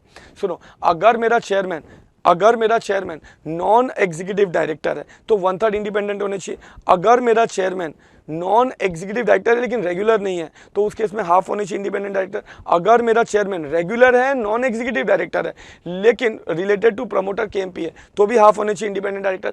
अगर मेरा चेयरमैन रिलेटेड, सुनना मेरी बात, अगर मेरा चेयरमैन, छोड़ो मैं बोलता हूँ, अगर मेरी कंपनी ने एसआर इक्विटी शेयर्स इशू किया है, मतलब ऑब्वियसली प्रमोटर फाउंडर वगैरह चेयरमैन लोग को ही मिला होगा, एसआर इक्विटी शेयर्स इशू किया तो कम से कम हाफ इंडिपेंडेंट डायरेक्टर होने चाहिए। फिर बोला अगर कंपनी में नॉन एग्जीक्यूटिव डायरेक्टर है जिसका एज 75 या उससे ज़्यादा है तो तुमको उसको अपॉइंट करने के लिए एसआर प्लस एक्सप्लेनेटरी नोट देना पड़ेगा। क्लियर है? आगे जाते हैं। अब ये रिसेंट अमेंडमेंट्स है, कुछ टॉप कंपनीज को कुछ अपॉइंटमेंट्स करने हैं। अब कुछ टॉप कंपनीज को कुछ अपॉइंटमेंट करने हैं, तो वो टॉप कंपनीज अपॉइंटमेंट कब, कितने टॉप कंपनीज को अपॉइंट करने हैं? अच्छा, टॉप कंपनीज कोई है मालूम कैसे पड़ेगा भाई साहब? कोई कंपनी टॉप कंपनी है मालूम कैसे पड़ेगा? मैं बोलता हूँ, तुम ना अगर मनी कंट्रोल पे भी जाओगे तो तुम देखने का अपना मार्केट कैपिटलाइजेशन मिलता है कंपनी का। जैसे रिलायंस का कुछ 12.5 लाख करोड़ है। अभी है ना, खून मतलब चाकू लेके मत बैठना। अब बच्चे लोग क्या करते पता है, अब मैं एज अ टीचर बोल दिया, अब मैंने 3-4 दिन पहले देखा होगा मार्केट कैपिटलाइजेशन, 4-5 दिन पहले, मतलब मैं भी स्टॉक मार्केट में काफ़ी एक्टिव हूँ, तो मैंने 4-5 दिन पहले मैंने मार्केट देखा होगा, उस टाइम पे 12.5 लाख होगा। वो कुछ भी 12.5 लाख नहीं है, तो अभी 11.5 लाख है, तो अभी 13 लाख है। वो तो मार्केट फ्लक्चुएट होता रहता है। कैसे मिलता है तुमको मालूम है? मार्केट कैपिटलाइजेशन, तुम्हारा जो शेयर का market price into outstanding number of shares in the of the company. तो यार अब जो टॉप कंपनीज है ना, कैसे मालूम पड़ता? तो रिलायंस अभी टॉप कंपनी चल रही है एज पर माई नॉलेज है, मैं 4-5 दिन पहले का बोल सकता हूँ, बीच में चेंज हुआ रहेगा तो पता नहीं। तो रिलायंस टॉप चल रही है, टीसीएस सेकंड टॉप चल रही है, ऐसे करके डिसेंडिंग ऑर्डर में आओ। और वैसे कंपनी जो टॉप 500 कंपनीज है, टॉप 1000 कंपनीज है, टॉप 2000 कंपनीज है, इनके लिए कुछ कंप्लाइंसेस है, उसमें अलग अलग डेट पे अलग अलग कंप्लाइंसेस है। हम लोग रिसेंट कंप्लाइंसेस याद रखेंगे। पढ़ाने के लिए तो मैंने सारा डाल दिया, बट हम लोग रिसेंट हम लोग याद रखेंगे एग्जाम पॉइंट ऑफ व्यू। तो हम लोग 1420 याद रखेंगे, ठीक है, 1420 हर सिचुएशन में। तो इन लोग क्या बोल रहे हैं, ये जो टॉप 500 कंपनीज है, मतलब मैं ऐसे याद करूँ ना, टॉप 500 कंपनीज का रिक्वायरमेंट, टॉप 1000 कंपनीज का रिक्वायरमेंट और टॉप 2000 कंपनी का रिक्वायरमेंट, ऐसे याद रखो।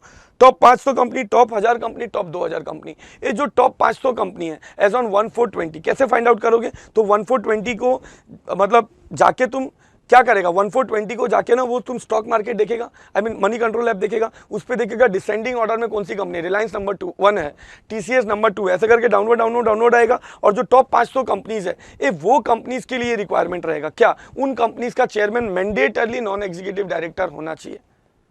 उन कंपनीज का चेयरमैन मैंडेटरली कौन होना चाहिए, नॉन एग्जीक्यूटिव। अब ये तो कोरोना टाइम आ गया था तो अलग बात है, but mandatorily non executive director होना चाहिए, मतलब मेंटली इंडिपेंडेंट होना चाहिए। दूसरा इन लोग ने क्या बोला कि जो टॉप 1000 कंपनीज हैं ये उनके कंपनी में एटलीस्ट एक इंडिपेंडेंट वुमेन डायरेक्टर होना चाहिए एज ऑन 1420, एटलीस्ट एक इंडिपेंडेंट वुमेन डायरेक्टर होनी चाहिए। ये तो एटलीस्ट एक इंडिपेंडेंट वुमेन डायरेक्टर होनी चाहिए, मतलब ऐसे याद रखो ना, मैं जब ये बोल रहा हूँ ना एटलीस्ट एक इंडिपेंडेंट वुमेन डायरेक्टर होनी चाहिए, मतलब क्या हुआ, ऐसे याद रखो ना। तुम बोलेगा सर वुमेन डायरेक्टर तो रिक्वायरमेंट ही है पहले से, वुमेन डायरेक्टर रिक्वायरमेंट है ना कंपनी लॉ में, ये दोनों होनी चाहिए, मतलब ये वुमेन डायरेक्टर इंडिपेंडेंट डायरेक्टर होनी चाहिए, मतलब इसमें सेक्शन 149(6) के कंडीशंस भी फॉलो करने चाहिए, प्लस ये वुमेन भी होनी चाहिए, समझ रहे हो, दोनों। तो इंडिपेंडेंट, एक independent women director top 1000 companies को अपॉइंट करना है। सर तो उसमें टॉप 5 तो आ गए, हाँ तुम ऐसे समझो ना, जो टॉप 1000 में आ गया, सॉरी जो टॉप 1000, जो टॉप 500 कंपनी है ये उसको तो दोनों आ जाएगा ना, क्योंकि वो टॉप 1000 में तो वो भी कवर्ड है, तो उसको तो चेयरमैन नॉन एग्जीक्यूटिव भी होना चाहिए और उसको एक इंडिपेंडेंट वुमेन डायरेक्टर भी अपॉइंट करना है एज ऑन 1420। लेकिन जो 501 से लेके 1000 डिसेंडिंग ऑर्डर में कंपनीज है उनको एक इंडिपेंडेंट वुमेन डायरेक्टर अपॉइंट करना है, उनका चेयरपर्सन नॉन एग्जीक्यूटिव डायरेक्टर नहीं भी रहेगा तो चलेगा। क्लियर है? अच्छा मैं ज्यादा डिटेल में नहीं जा रहा हूँ, तुमने क्लास में तो पढ़ा होगा।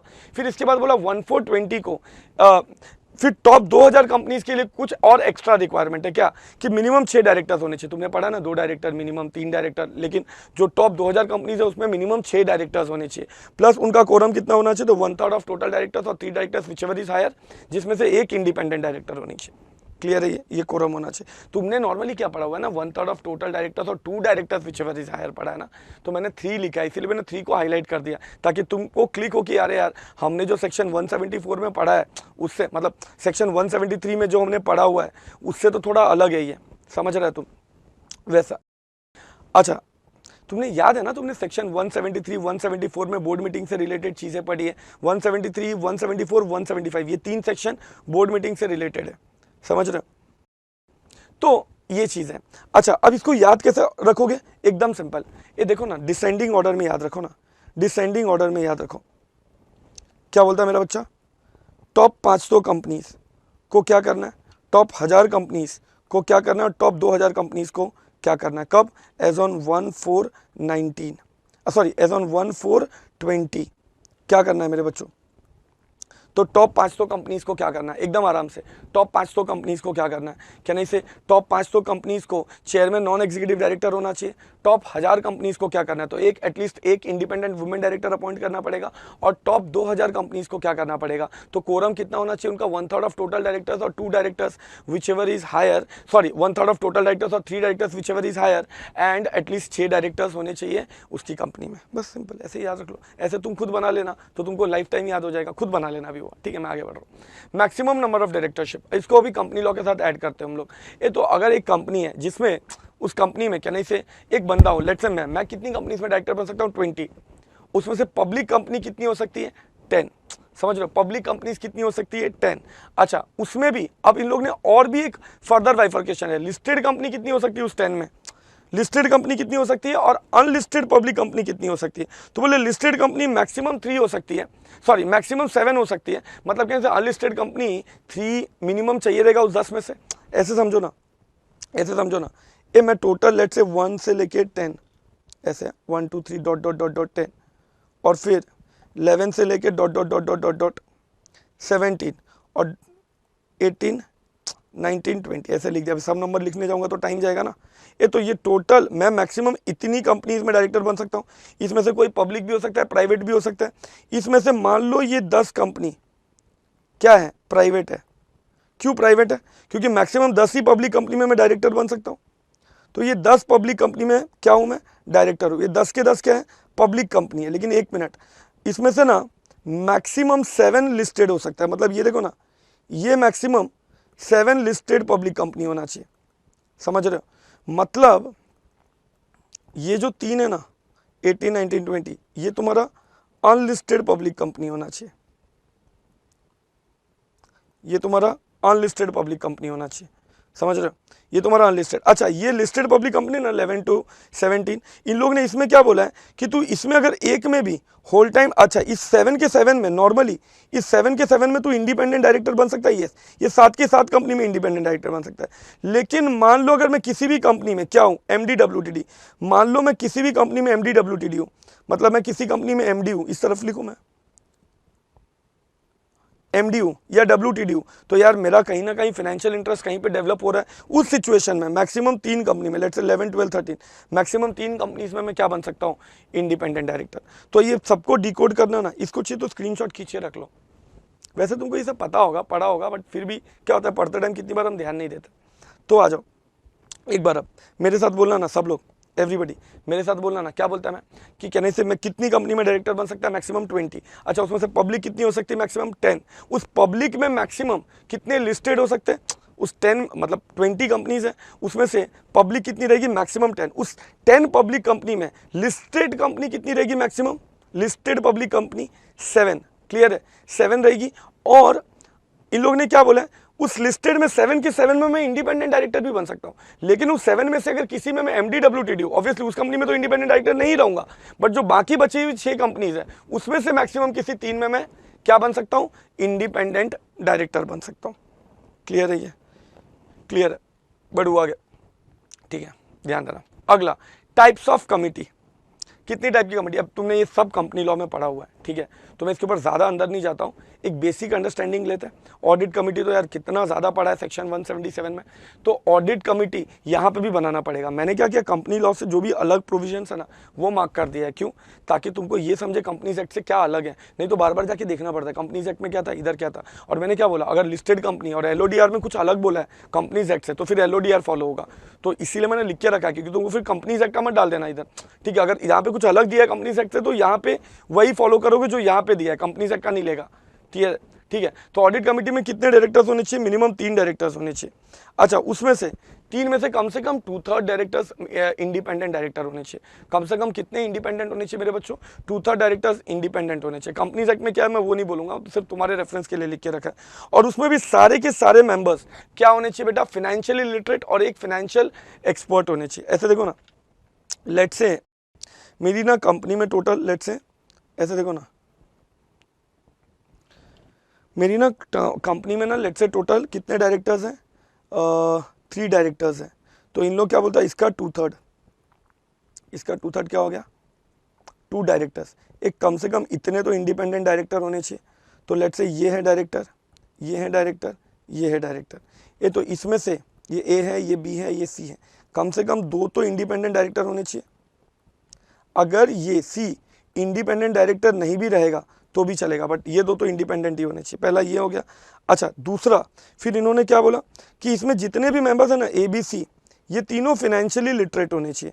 ये मैं बन सकता हूँ, यस मैं चार्टर्ड अकाउंटेंट हूँ, मैं CA हूँ, तो मैं फाइनेंशियली लिटरेट हूँ, यस तो मैं बन सकता हूँ।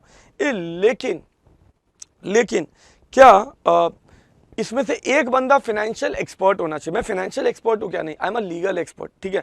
मैंने मेरे 11 से ज़्यादा साल जिंदगी के लॉ में बिताए हुए हैं, ठीक है, लॉ एंड टैक्स में। तो मैं फाइनेंशियल एक्सपर्ट तो नहीं, मैं CA हूँ, तो I can be the member, but एक बंदा फाइनेंशियल एक्सपर्ट होना चाहिए। अब वो कौन, तो ये अगर C बंदा या कोई भी B बंदा ये फाइनेंशियल एक्सपर्ट है तो भी चलेगा, ठीक है, ये रिक्वायरमेंट हो गया। और फिर लास्ट में वाला जो चेयरपर्सन है ना, वो इंडिपेंडेंट डायरेक्टर होना चाहिए। मतलब कहने से अगर मैं चेयरपर्सन C को बना सकता हूँ क्या ना, C become chairperson, answer is no. जो चेयरपर्सन रहेगा ना वो बंदा क्या होना चाहिए, इंडिपेंडेंट डायरेक्टर होना चाहिए। मतलब A और B में से ही कोई तो चेयरपर्सन होना चाहिए।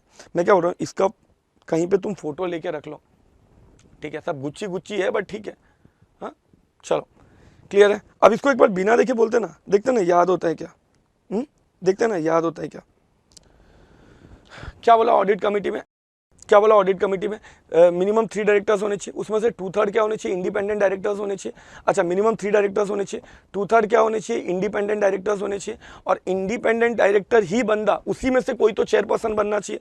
और 2/3 के अलावा जो 1/3 बंदा है ये वो इंडिपेंडेंट नहीं भी रहेगा तो चलेगा। लेकिन एक मिनट, लेकिन कहने से सारे बंदे क्या होने चाहिए, फाइनेंशियली एक्सपर्ट होने चाहिए, और उस सारे बंदे फाइनेंशियली लिटरेट होने चाहिए, और उसमें से कम एक फाइनेंशियल एक्सपर्ट होना चाहिए। चेयरपर्सन कौन से कैटेगरी से आएगा, इंडिपेंडेंट डायरेक्टर कैटेगरी से। क्लियर है, आगे बढ़ो, आगे बढ़ो, ध्यान देना। कोरम, कोरम सेम है, हाँ, तो मैं इसके ऊपर एनर्जी नहीं डाल रहा हूँ। कोरम साल में 4 होने चाहिए, जो आपने ऑलरेडी पढ़ा हुआ है, साल में 4 होने चाहिए कोरम। याद करो सेक्शन 173, 174 में ये नंबर ऑफ बोर्ड मीटिंग्स और कोरम से रिलेटेड सारा प्रोविजंस आपने पढ़ा हुआ है, ठीक है। कोरम से रिलेटेड आपने 174 में पढ़ा हुआ है एंड अपना नंबर ऑफ बोर्ड मीटिंग्स आपने 173 में पढ़ा हुआ है, क्लियर है। तो साल में 4 बोर्ड मीटिंग्स होनी चाहिए और 2 बोर्ड मीटिंग के बीच में, समझ रहा है मेरा बात, 2 बोर्ड मीटिंग के बीच में जो गैप रहता है ना, वो मैक्सिमम 120 डेज हो सकता है, उससे ज़्यादा गैप नहीं हो सकता है, क्लियर है। तो ये बोला कोरम से रिलेटेड बात। अच्छा, अब समझना, तो साल में 4 बोर्ड मीटिंग होने चाहिए और 2 बोर्ड मीटिंग के बीच में मैक्सिमम 120 डेज का गैप हो सकता है। कोरम कितने नंबर्स होने चाहिए मीटिंग कोरम के लिए? तो देखो जो चीज़ वहाँ पे सेम है, 1/3 ऑफ टोटल डायरेक्टर्स और 2 directors whichever is higher, ये तो ठीक है, लेकिन उसमें कम से कम 2 डायरेक्टर्स इंडिपेंडेंट डायरेक्टर होने चाहिए, क्लियर है ये। तो जो जो अलग है उसको मैंने हाईलाइट करके रखा है।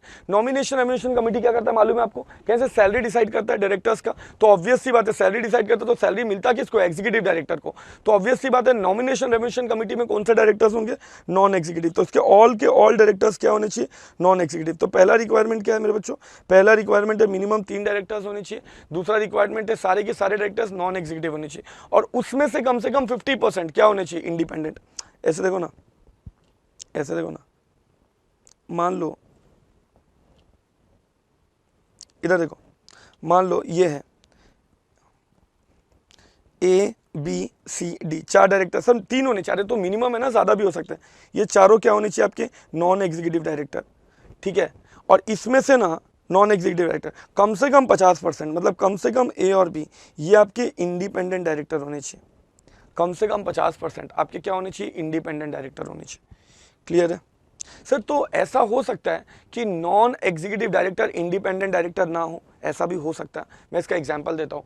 अभी तो डेथ हो गया उनका, बट जब रमनीक लाल अंबानी थे, मतलब ही is no more, but Ramnik Lal Ambani जब जिंदा थे उस टाइम पे ना रिलायंस इंडस्ट्रीज लिमिटेड में he was a non executive director. वो भी कुछ 90 ईयर्स के थे उस टाइम पे कुछ। अब 90 ईयर्स का बंदा, सोचो ना यार, 90 ईयर्स का बंदा ऑब्वियसली हमेशा तो नहीं जाएगा कंपनी में, तो ही वॉज अ विजिटिंग, कभी कभी जाते थे, बट वो नॉन एग्जीक्यूटिव डायरेक्टर थे, बट वो इंडिपेंडेंट नहीं थे रिलायंस में। क्यों? अरे वो प्रमोटर जो थे धीरू भाई अंबानी, उसके बड़े भाई मुकेश अंबानी के बड़े पापा, तो यार वो तो ऑब्वियसली रिलेटेड थे प्रमोटर फाउंडर से, तो he was not a independent director. तो कैन आई से he was a best example of being a non executive director but not a independent director. तो वो एनआरसी में आ सकते थे, यस, बट जो इंडिपेंडेंट का 50% का रिक्वायरमेंट है उसमें वो फॉल नहीं करेंगे, क्लियर है। फिर अगला बोला चेयरपर्सन। इसका चेयरपर्सन कौन रहेगा मेरे बच्चों? इंडिपेंडेंट डायरेक्टर इसका चेयरपर्सन रहेगा। मतलब कहने से A और B में से ही कोई बंदा चेयरपर्सन बन सकता है, C और D नहीं बन सकता है, क्लियर है ये ऑब्वियसली, ठीक है। अच्छा, जो कंपनी का चेयरमैन है वो इसका मेंबर बन सकता है। ये क्यों क्लैरिफाई किया इन्होंने? ये इसलिए क्लैरिफाई किया कि जो मुकेश अंबानी है ये कहते हो कंपनी का चेयरमैन है, obviously is not he is a executive director, तो थोड़ा इज्जत दे दिया, बोला तू चल एनआरसी कमेटी में चला जा, चलेगा। ऑब्वियसली एनआरसी का चेयरमैन नहीं बन सकता, वो कंपनी का चेयरमैन है, एनआरसी का मेंबर बन सकता है, मतलब he go and he can be the part of NRC. Sir फिर तो मैनिपुलेशन करेगा, अकेला क्या कर सकता है, बाकी तो सब नॉन एग्जीक्यूटिव डायरेक्टर है, तो वैसा।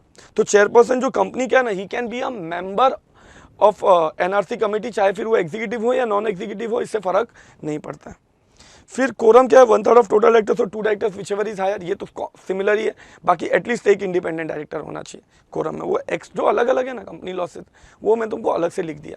यहाँ पे मीटिंग साल में एक बार ही करना है। सर वो आपने ऑडिट कमेटी बोला तो सर 4 साल, अपना साल में 4 बार मिलना है, 120 दिन से ज्यादा का गैप नहीं होना चाहिए। सर यहाँ पे एक ही बार मिलना है। अरे सैलरी डिसाइड कर रहा है ना एनआरसी कमेटी, 4 बार मिलकर क्या करेगा? ईयर एंड में सैलरी डिसाइड कर दे दे पूरे साल के लिए वैसे। फिर आता है स्टेक होल्डर रिलेशनशिप कमेटी। ये कमेटी क्या करता है मेरे बच्चों? ये कमेटी जो जुड़े हुए लोग हैं ना कंपनी से, उनके राइट्स को, उनके प्रिविलेजेस को कोई डैमेज तो नहीं हो रहा है, उसका ख्याल रखता है। अब कंपनी से जुड़े हुए लोग कौन हो सकते हैं? शेयर होल्डर्स, डिबेंचर्स होल्डर और जो बाकी सिक्योरिटी होल्डर है वो लोग। अब इस स्टेक होल्डर रिलेशनशिप कमेटी में कितने डायरेक्टर्स रहेंगे? Minimum 3 directors. और इन्होंने बोला ये 3 में एग्जीक्यूटिव नॉन एग्जीक्यूटिव दोनों भी हो सकता है, मतलब एग्जीक्यूटिव डायरेक्टर भी रह सकता है, नॉन एग्जीक्यूटिव भी रह सकता है, लेकिन इसमें कम से कम एक बंदा इंडिपेंडेंट होना चाहिए। मतलब ऐसे देखो ना, ऐसे देखो ABC, ये 3 बंदा क्या है? ये डायरेक्टर है ABC, ठीक है। तो ये एग्जीक्यूटिव भी रह सकता है, नॉन एग्जीक्यूटिव डायरेक्टर भी रह सकता है। ही can B executive director, non executive director, ठीक है। तो A और B मान लो क्या है मेरे बच्चों? ये दोनों क्या है? नॉन एग्जीक्यूटिव डायरेक्टर है। और सी क्या है, एग्जीक्यूटिव डायरेक्टर। चलेगा सर, चलेगा, लेकिन फिर इन लोग बोला एक इंडिपेंडेंट रहना चाहिए। Let's say A is a independent director, एक कम से कम इंडिपेंडेंट। और बोला चेयरपर्सन तुम्हारा क्या रहेगा, नॉन एग्जीक्यूटिव। मतलब चेयरपर्सन कौन बन सकता है, इसी में से कोई बनेगा चेयरपर्सन, ठीक है, ए और बी में से ही कोई क्या बनेगा मेरे बच्चों, चेयरपर्सन बनेगा। तो इसका स्क्रीनशॉट खींच लो ना आप लोग, खींच लिया, ठीक है। अच्छा, साल में कितनी बार मिलेंगे, एक बार। क्यों, इनको पॉलिसीज वगैरह देखना होता है, तो पॉलिसीज वगैरह एक बार मिलेंगे तो भी काम हो जाएगा, ठीक है। ये नया पॉइंट है एलओडीआर में आपने। रिस्क मैनेजमेंट कमेटी, ये कब बनेगा मेरे बच्चों, ये रिस्क एसेस करने के लिए बनता है कंपनी का, खास करके आजकल ई कॉमर्स से रिलेटेड जो फ्रॉड्स होता है उसको देखने के लिए बनता है। और ये सबको नहीं बनाना है, टॉप 500 कंपनीज का। क्यों, सेंट्रल गवर्नमेंट, स्टेट मतलब सेंट्रल गवर्नमेंट अपने लालच से ये कमेटी बनवा रही है कि ये जब कमेटी आएगा ना, तो they will take care of the rights of central government. Central government के राइट्स को, सर सेंट्रल गवर्नमेंट के राइट्स को कैसे प्रोटेक्ट होगा, मैं समझो, जो बड़ी बड़ी कंपनीज है, अगर उन्होंने रिस्क मैनेजमेंट कमेटी नहीं बनाया और वो रिस्क की वजह से अगर कंपनी बर्बाद हो गया, तो क्या नहीं से वो कंपनी नहीं बर्बाद होगा, एम्प्लॉयमेंट भी जाएगा और इतनी बड़ी कंपनी टैक्सेस भी जाएगा, तो देश का भी नुकसान है। इसीलिए बोला टॉप 500 कंपनी को रिस्क मैनेजमेंट कंपनी बनाना पड़ेगा। टॉप 500 कंपनीज क्या होती है, मैंने आपको अभी भी बताया। जो नंबर 1 लोग हैं, नंबर 1 से नंबर 500 तक जाएगा, और वो जो रहेगा नंबर 1 से नंबर 500, वो that will be your risk management committee. उन लोग रिस्क मैनेजमेंट कमेटी फॉर्म करेगा। अच्छा, इसके जो मेजॉरिटी डायरेक्टर्स होते हैं वो कहाँ से रहते हैं मेरे बच्चों, मेजॉरिटी डायरेक्टर्स इसके जो मेजॉरिटी डायरेक्टर्स होंगे ना, वो बीओडी से ही आएंगे रिस्क मैनेजमेंट में। सर क्यों सर, उसमें हो सकता है एग्जीक्यूटिव हो, अच्छी बात है एग्जीक्यूटिव है। तो रिस्क मैनेजमेंट कमेटी मतलब क्या हुआ, इनको देखना है कंपनी को कोई ई कॉमर्स वगैरह साइबर सिक्योरिटी का रिस्क तो नहीं है, तो इसके लिए तो इनको रोज आना पड़ेगा क्योंकि डेली काम होता है। तो क्या नहीं, इसमें तो यार अगर ज्यादातर एग्जीक्यूटिव टाइप के बंदे रहेंगे तो और अच्छा है। तो बोला बीओडी के जो मेजॉरिटी डायरेक्टर्स है वो सारे यहाँ पे आ जाएंगे। अच्छा, इसका जो चेयरपर्सन रहेगा वो कौन रहेगा, तो chairperson will be senior executive, ठीक है, वो कोई भी हो सकता है, एमडी भी हो सकता है, होल टाइम डायरेक्टर भी हो सकता है। क्लियर है। अच्छा, फिर बोला इनका काम क्या, साइबर सिक्योरिटी, ई कॉमर्स से रिलेटेड प्रोटेक्शन देते हैं। सो बेटा ये लास्ट वाला जो है ना रिलेटेड, मैंने ऐसे ही डाल के रखा है, बाकी आपके मॉड्यूल में डाला ही नहीं इन्होंने अभी तक, रिलेटेड पार्टी ट्रांजैक्शन, ठीक है। तो मैंने इसको कवर नहीं किया, पढ़ा नहीं रहा हूँ, बट वो कैसा था कि जब भी नया इशू कर रहे थे तो आई वाज लाइक कि डाल सकते हैं, तो मैंने आपके लिए बनाया है, रखा है। अभी तो फिलहाल ऑब्वियसली क्या होता है, अभी तो तुमको पढ़ना ही नहीं है ये, तो मैंने बस बना के रखा है नॉलेज पर्पज़ के लिए, ठीक है, और तुमको अभी उसको देखने की ज़रूरत नहीं है। तो मुझे लगता है आपका सब May 21 वालों के लिए जो मैंने अभी सब कवर करा है वो सब परफेक्ट है।